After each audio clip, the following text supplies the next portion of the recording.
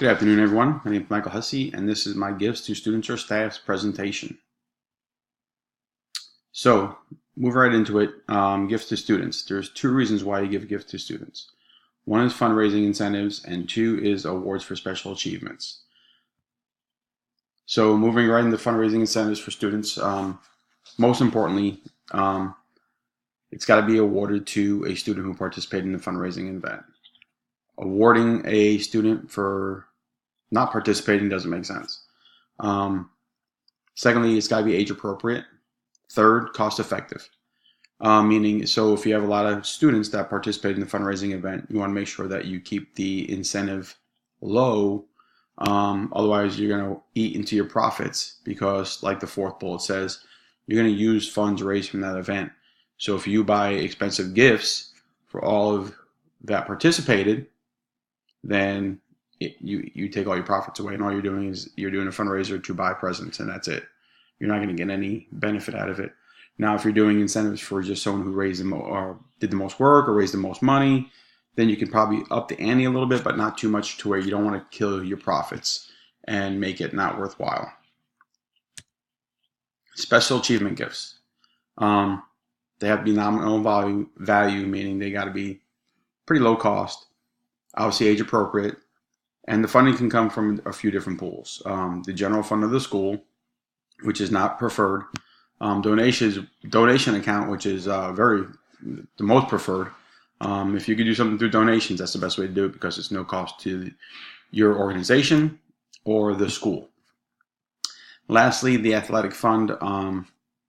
If it's an athletic event that the special achievements from, then obviously it would come out of the athletic fund pool. Like a dinner or obviously a dinner after an award ceremony, that kind of stuff. And if you're inviting outside agencies and you want to feed them, it'll all come from that pool. Let's talk about staff members. So gifts to staff members. It should be guided by written procedures on how you're going to do gifts to staff members. You should have a committee that speaks about the staff remembrance fund.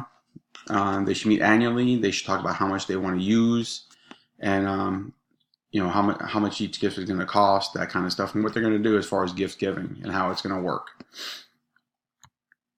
So special occasion gifts for teachers. They have to be reasonably priced, and it should come from the staff remembrance funds. Now, you can use the general fund, but it's not preferred. Depending on the school, there's going to be different things that they're going to want to do as far as W-2s and things like that, and we'll talk about that in further slides. So fundraising incentive for teachers. The teacher or staff, they have to have had participated in the event just like a student did. You keep it reasonably priced. You don't want to use anything more than 5% of the profit, just like with the students. And you want to keep it fair and equitable across the board. You don't want to, like I said, reward somebody for not doing something. All staff gifts. So there are some general guidelines for this, and I made the bullets a little bit longer so that we can read right through them and understand them better. So token gifts at the beginning of the school year. I know my school, they give T-shirts usually every year. Sometimes they'll throw some, school supplies inside our boxes at the beginning of the year. But it's all very low cost. It might be a package of pencils or a package of pens. I know the T-shirts are probably about $5 a piece. And we make them at the school. So the only cost for the school is the T-shirt, and our graphics design department does all the stenciling of the stuff on the shirt. So it's very, very low cost.